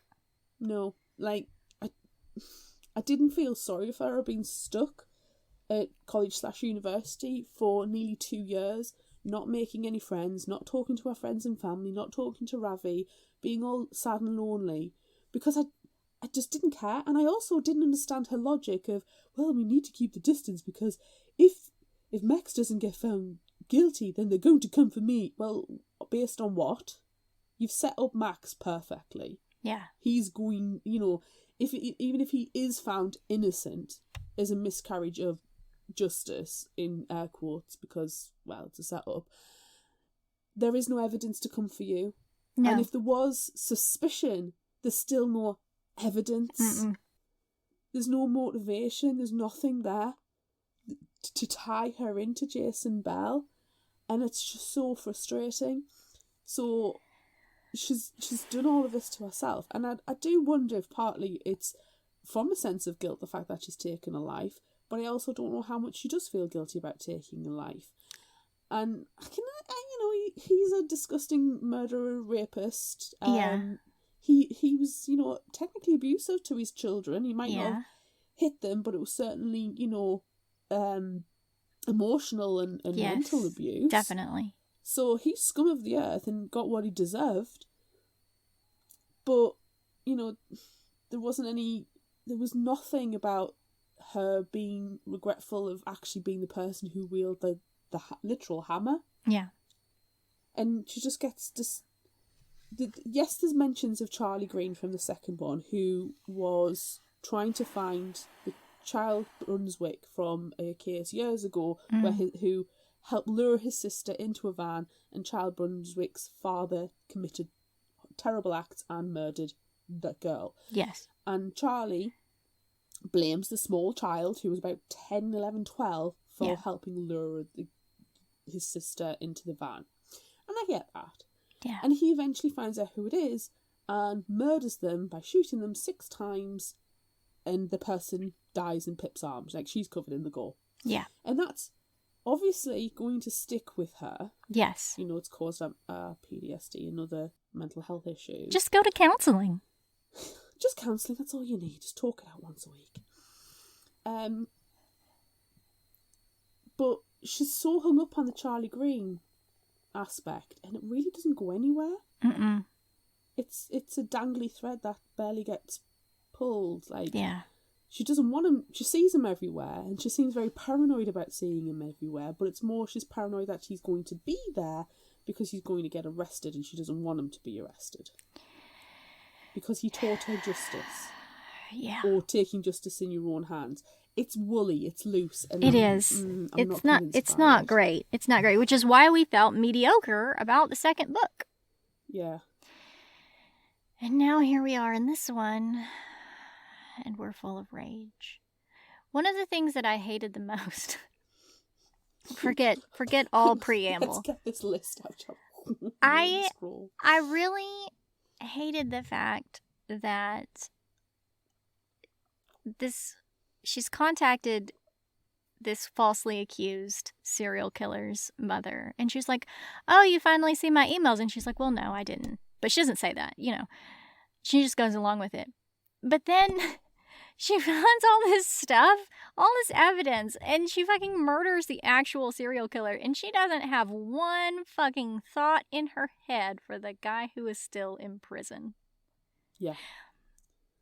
While she spent the entire first book proving someone's innocence. I just can't let go of that. I can't let go. It's so out of character for her to have been so involved with clearing Robbie's brother Sal's name and finding out all of this stuff, for her to not give one fuck about the actual guy who is in prison wrongfully. Yeah. Yeah, it doesn't make any sense. It's not the same person who's in book 3 and book 1 who's in book 3, and considering the time period that's gone on, and yeah, okay, a lot of stuff's happened in the meantime, but not enough to change somebody's character that fundamentally. Mm-mm. And the whole point is, she doesn't believe in the justice system. She doesn't believe the police and the courts are going to find these people guilty of the crimes that she knows they have committed and are going to sentence them accordingly. But she's accepting and happy to keep Billy in jail. I hate it. After reading that interview where you're just like filled with rage on Billy's behalf, because it is so clearly coaching and manoeuvring and set up. It's disgusting. I hate it. I do too. And she's just like, eh. And then all of a sudden she's like, oh, Billy. Ooh. Oh, whoops, I forgot about him. Ooh. Yeah. Yeah, it just, I'm with you there. It makes very little sense. It's terrible. Very little sense. Is that enough? I feel like we've, beaten this book to death with a hammer. I've got the bloody hammer downstairs. It's got bits of bone and hair sticking on it. Excellent. I don't want to talk about it anymore. I think we need to wrap this up. I think it's quite obvious that we did not. I'm disappointed. Did not. I'm disappointed in the outcome of this book because like I've been saying the whole time, this is not, like, it's completely opposite to what Pippa was in the first book. And yeah, the second, we really enjoyed the first one. We really, really did. And then the second one we felt meh about. And this one, it's just so, it's not the same. It's like if you had changed her name, it could have been a completely different story. Yeah. I keep thinking to the background information as well that you picked up. It's like, she knows. She's got to know that she let a lot of people down with this one. Yeah. It's like, it will be a horribly stressful book to read. It was so stressful because of the frustration and the annoyance. Yeah. And the fact it just never ended. No. And yeah, I do agree that lots of different things can be done with crime thrillers, and that murderers and horrible people can be played around. And I get the fact that it's no longer a good girl's guide. She's not a good girl anymore. No, that's been she's a murderer. dropped. Yeah. Because she's Batman. No, she's not Batman. I am Batman. She's not Batman. Vengeance. No. No, she's not Batman. You said it yourself. She's not Batman. She's a weak Batman. No. She's George Clooney Batman. Is he the worst Batman? What about Val Kilmer? He wasn't good either, but I think it's the George Clooney one's worse, just because the villains were done so badly. No, but I loved them. But you can love them in a crappy way, in a corny way. But come on. Mr. Freeze. Look, really? no, do not say Really? one negative word about Arnold Schwarzenegger as Mr. Freeze, because I love it so much. Yeah, but you love it for the wrong... I just love Arnold Schwarzenegger, okay? Do not But you send love me it for off the on that wrong trail again where I reasons. watched all of his Japanese commercials, because I will do it. I will do it right now. You need to do it right now. I Because it's do, the only 'cause I need joy in redeeming my life. feature. I need joy in my life again. I need to watch Arnold Schwarzenegger eating cup noodles and lifting cars over his head. It needs to happen. I need to Google this because I have not seen Arnold Schwarzenegger's Japanese They're adverts. so good. There's just an entire YouTube video, and I don't even know how long it is. It's like 45 minutes of just his commercials from Japan, and they're so good. I'm going to go down this. Oh, damn. I've already gone down the hole. Oh my god. I'm there. Good. Okay. Save it. We gotta move on. We gotta finish up this episode. Can we play Would You Rather? Let's play. Let's play Would You Rather. It's time. Yeah. It's time. Okay, we asked on social media, would you rather investigate a cold case or a recent murder? On Facebook, it was 71% towards cold case. On Instagram, it was 67% for cold case. And on Twitter, 100% for cold case. And on TikTok, 56% for cold case. Everybody wants to solve a cold case. Yes, we have many, many, many comments. Yes, we do. Candy on Facebook said, haha, I'm reading it. I'm reading this one this time because you're not going to make me do Colin's exceptionally British one, even though I don't think it's very exceptionally British this time. It's not. Candy on Facebook said, cold cases are probably more challenging. I think I'd like to try and solve one. Can I just tell everyone listening that Candy has wanted to solve a cold case for at least half of my life? Candy is my sister, everyone. She just wanted to solve a cold case. I don't even know how long she's wanted to solve a cold case. I mean, the first thing to do with a cold case is to actually get a cold case. So, yeah. Colin on Facebook said, recent murder. How else am I going to insert myself so firmly into the investigation I become a suspect? Just ask Pippa. Just turn up at the bloody police station every 5 minutes. Dakota on Facebook, which I love Dakota. I love all of her responses, especially this one. And I knew we were going to get a good one from her this time because I remember previous comments from Dakota. I was ready for it. Dakota puts detail in. She does. But can we caveat Dakota's response, though? In what way? That she is a forensic investigation student? No, her explanation is fantastic and it's wonderful, but it's also very long. So Oh, just yes. Yeah, it would be another hour to the episode with all of the details that she supplied. So everyone go and check out our Facebook, and you can read her entire comment. It's really interesting. It is. It's very interesting. So Dakota said, as a forensic investigation student, I love this question. Prepare for me to geek out for a minute, or like 30. Cold cases are much harder to solve for many reasons. And then she lists all of the reasons. I would honestly choose a cold case for the simple fact that I want justice.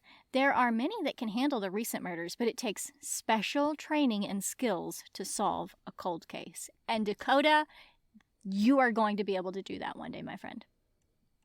Without doubt.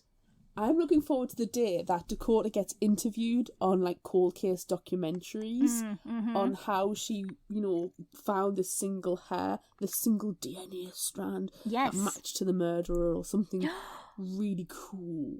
She's going to use the gas chromatograph mass spectrometer. We've got saucy again. No, don't do it again. I can't do it again. Let's just go on. Constance on Facebook did not give us a song, thank you.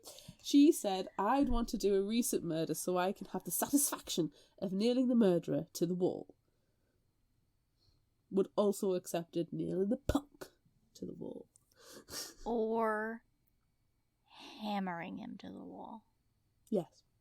Caitlin on Facebook said, a cold case means less clues, but also less danger. And a recent murder means more leads, but possibly more danger. So I think I'll go with a recent murder. More suspects in action, please.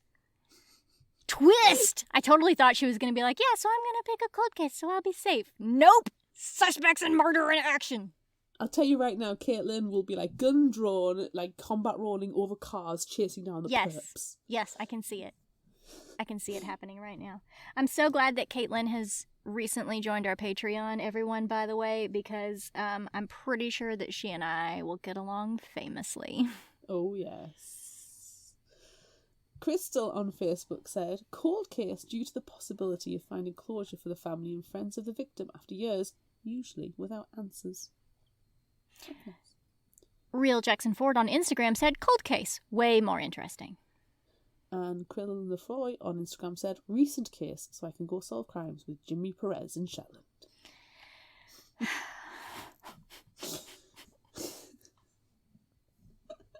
Excellent. So what are you doing? I think a cold case as well. If they're both puzzles. Yes.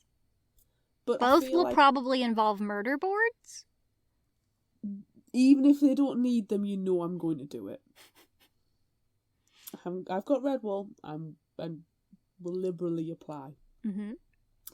But for some reason, I feel like a cold. I love like tabletop gaming and like that kind of like trying to fathom things out and the tactics and stuff behind it.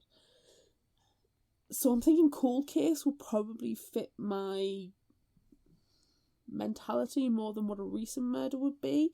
I also think with a recent murder there's probably more pressure to get the crime solved sooner, whereas with a cold case you could probably be a little bit more contemplative over the details. Yes. It's going to be harder because, there's probably not going to be any more evidence than what you've already got, but at least you can re-examine it with fresh eyes and hopefully see something that's been overlooked before. So I'm going to go cold case just because I think it suits my mentality a little bit more than what a recent murder would be.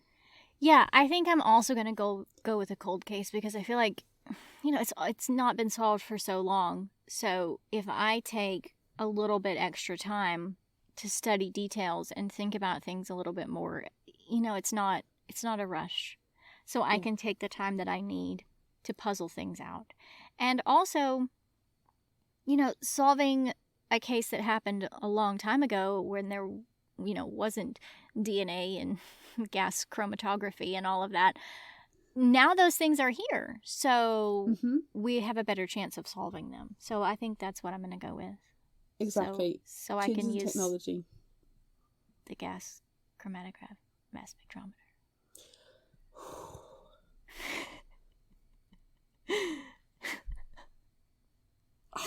All right.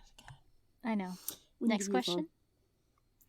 Would you rather find chalk drawings creeping close to your house or a message that may or may not be for you written on a nearby sidewalk?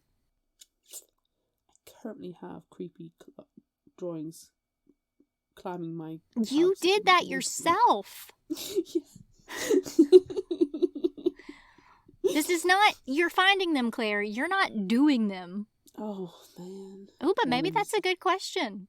Maybe we should flip it around. Which would you rather draw? Would you rather draw the chalk drawings of creepy people creeping closer to your house or write a secret message for someone? Creepy chalk drawings of people creeping close to your house. That's creepy. Now, see, I would pick the other one because there's less chance of being seen. And I would, like, blood splatter the hell out of it. I would make it real, like, detailed, a real creepy message. Do you know on the what, sidewalk. though? You would be doing that, and somebody would just be throwing pennies and pound coins into your little pot of chalk.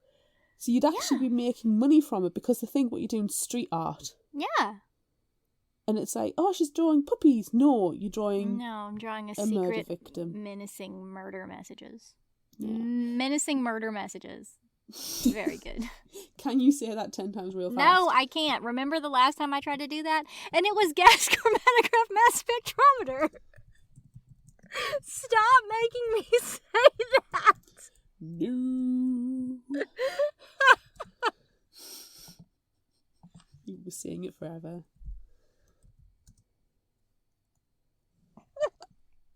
Did you know that gas chromatograph mass spectrometer comes up as my first Google search? Just from the word gas. I'm not surprised. Your computer can hear me saying it. Yeah. Can we please move on to the next question? I'm sitting here waiting. Would you rather microwave a body or refrigerate a body? And this is referring to the Jason's body in the car. You know, actually putting him in an actual microwave or an actual refrigerator. That would get messy because you'd have to cut the body down. Yeah. I want to say, going back to, the discussion here, I don't think there's any way that an air conditioner got as cold as they needed it to get. That when they opened the door, you could see their breath. Don't buy it.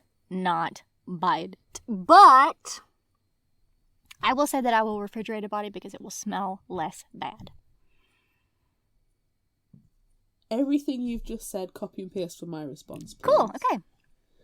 Next question. Would you rather kill Jason and accept the consequences or go through an elaborate fucking scheme to convict a semi-innocent man of murder? I'm going to kill Jason and accept the consequences. Mm-hmm. Because, god damn it, I want the privilege of murdering that bastard. Me too. Same. Copy, paste. Cool. Question 5. Duvet or comforter?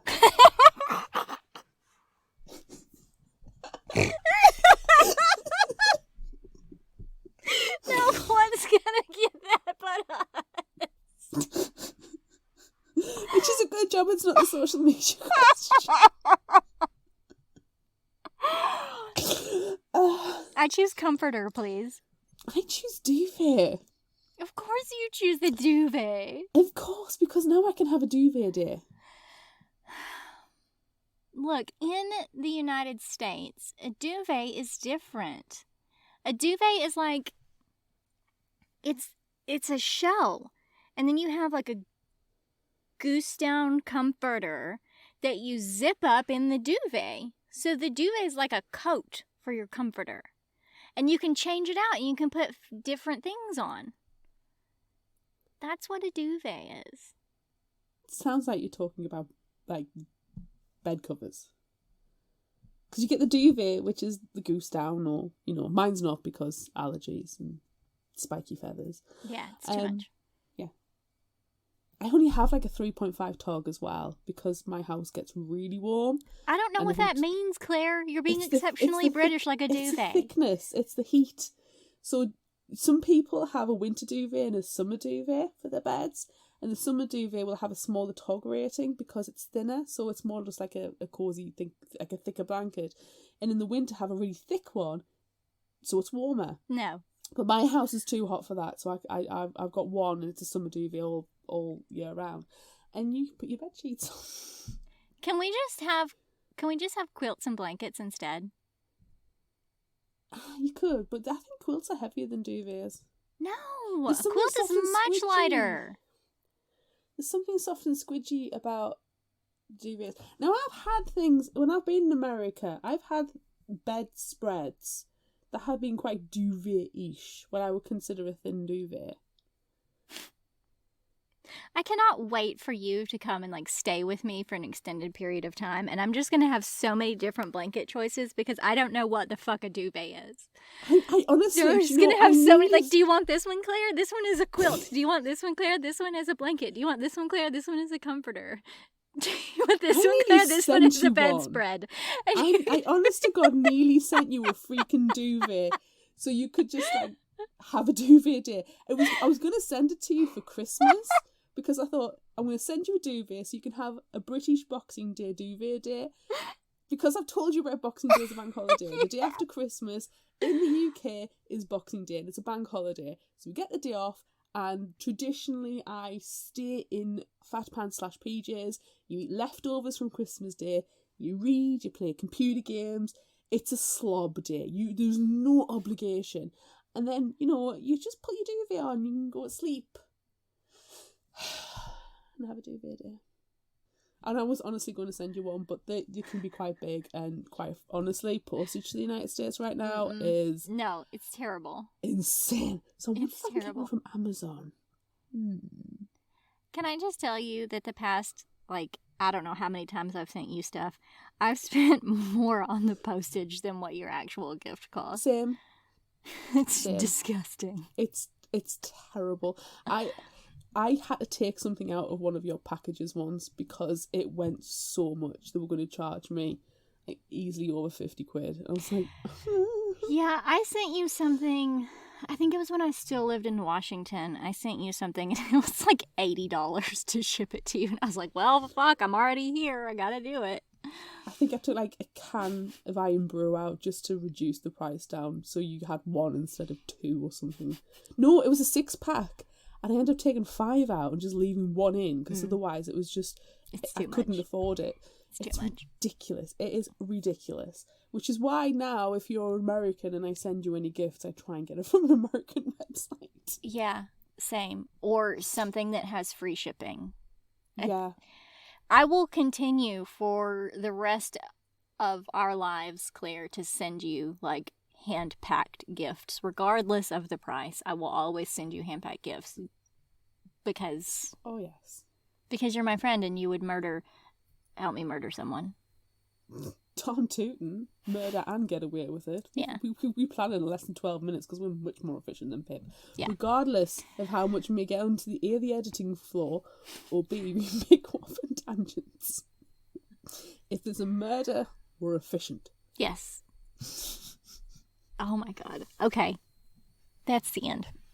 Favorite final thought quote. What do you have? 2. Okay. How efficient is that? More efficient than I am. I have 3. Ooh, both of mine are Ravi quotes. Of course. There's an app for everything these days. Yes. And thanks, Gravity, Ravi said with a thoughtful nod. The real MVP. Now, see, I was about to give Ravi the MVP. But no, he's right. It's Gravity. Gravity's the MVP. Yeah. Okay, so I have 3. Cool. 1, I mean, I said it during the episode. You're lucky I didn't put you in the ground. 2. Because I just like how menacing it is. But then my other ones are... This one's kind of long. And it's really the last sentence, but you need the rest of it for the last sentence to make sense. Okay. Fantastic! I'm so glad that you'll looking into it. You know, this is exactly why more than 50% of stalking crimes go unreported. This exact conversation we've had here. And now for my favorite line. Congratulations on another episode of excellent police work. Sarcastic bitch. I love it. Okay, and then... Oh, it was just the man who's going to kill me. Nothing to worry about. Whatevs. Shrug. See, that was just like, here there are monsters. Like, oh, no, sorry, Mom, I can't help you right now. I have to go do the bidding of the monsters in the woods, or whatever that quote was. That's exactly the same vibe I got. Except the book is so much better. Oh my god, it's so much better. There were a lot of things that were very similar. Corpses, animal corpses, headless animal corpses. Attempted murder. No. Murder? Murder. Animal murder. The animals No, murdered. look, murder. Because remember, Sky murdered Tyler and got away with it. Mm-hmm. Mm-hmm. Yeah. But also there were antlers involved. And now they're hanging on my wall. Sorry. If you liked this, try this. Moving on. Jamie. Here There Are Monsters by That's Emelinda one. Barabay. Check out our episode and bonus where we talk to Emelinda, and she is wonderful and we love her. Yes, she is our family now. And She she is. will also help us cover up a murder.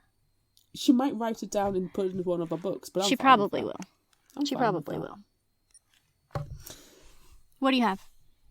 Jane Anonymous by Laurie Farris Dawes. Oh, this book was so good. Wasn't it? Oh, it was so good. Amazing. Yes. Oh, I completely forgot about that until you just said it, but oh, it was so good. Oh yeah, this is another one where I listened to the audio and I was awake at 2:00 in the morning, freaking out over it and being just like, wow, I was blown away by this book. Yes. It's amazing. Yes. And the summary. From somewhere. Somewhere where Amazon? summaries are. Possibly. It's hard Yeah, to say. Can't remember. Locked in a room with a bed, refrigerator, and adjoining bathroom, I was instructed to eat, bathe, and behave. I received meals, laundered clothes, and toiletries through a cat door, never knowing if it was day or night. The last time I saw the face of my abductor was when he dragged me fighting from the trunk of his car. And when I finally escaped, I prayed I'd never see him again. Now that I'm home, my parents and friends want everything to be like it was before I left. But they don't understand that dining out and shopping trips can't heal what's broken inside me. I barely leave my bedroom. Therapists are clueless and condescending, so I start my own form of therapy. But writing about my experience awakens uncomfortable memories, ones that should have stayed buried. How far will I have to go to uncover the truth of what happened? And will it break me forever? Oh my god, yes it will. Oh. All right. What is yours? Mine isn't actually mine. Oh. It's Holly Jackson's, but I found it while I was doing my background research, so I thought it would be only fair to share it here. Okay. She suggested Survive the Night by Riley Sager. Charlie Jordan is being driven across the country by a serial killer. Maybe. Behind the wheel is Josh Baxter, a stranger Charlie met by the college rideshare board, who also has a good reason for leaving university in the middle of term. On the road, they share their stories, carefully avoiding the subject dominating the news, the campus killer, who's tied up and stabbed 3 students in the span of a year, who has just struck again. Traveling the lengthy journey between university and their final destination, Charlie begins to notice discrepancies in Josh's story. As she begins to plan her escape from the man she's becoming certain is the killer, she starts to suspect that Josh knows exactly what she's thinking, meaning that she could very well end up his next victim. Ooh. Sounds pretty good. Do we have an Indie Spotlight this week? Bearing in mind, it is Indie Spotlight month. That's true. It is Indie Spotlight Month. And no, not necessarily. This is not necessarily an indie, but it is the first YA book from author Sandra Block. And it was sent to us by Deb Shapiro, who represented PC Cast. And, you gotta kind of trust what Deb Shapiro says. So she sent it to us, and so I thought we should share it. Especially because it is apparently good for fans of One of Us is Lying, which is kind of, in the same vein as Good as Dead. And also go and check out a discussion of One of Us is Lying. Yes, please do. Okay, so this one is called Girl Overboard by Sandra Block. And it's not out yet, it's coming soon. Izzy is reaching peak boredom on a cruise with her parents until she meets daring new friend Jade, with whom Izzy can barely keep up. But a shockwave runs through the cruise ship when Jade goes missing in the middle of the night, leaving behind a cryptic note. Izzy digs deeper into Jade's disappearance, but someone doesn't want to find the truth. And if she's not careful, Izzy might not get off the ship alive. Ooh. Murder on a cruise ship? That sounds like fun. It does. I mean, it sounds terrible, but sounds like a fun read. It does. I like it. It. Yeah. All right. So that's it for this episode of Fictional Hangover. I'm Amanda. And I'm Claire. Join us next time as, hey, we discuss a book from our Indie Spotlight segment. Ooh. We are going to talk about The Agency by Monica McGurk. Look out for our Would You Rather polls on social media. Don't forget about our book club and monthly challenges on Facebook. Be sure to visit our shop on Redbubble at fictionalhangover.redbubble.com for all your favorite fictional hangover-themed merchandise, and become a patron of ours on Patreon at patreon.com/fictionalhangover. Until next time, remember, the only cure for a fictional hangover is another book.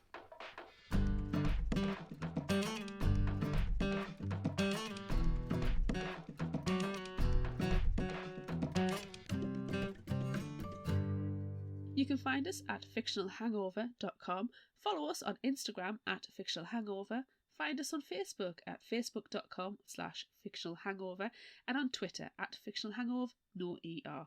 If you'd like this episode, check out our others and rate, review and subscribe so you don't miss out. And finally, special thanks to Liz Emerson for our music. You can find her on Facebook and Patreon. Thanks for listening.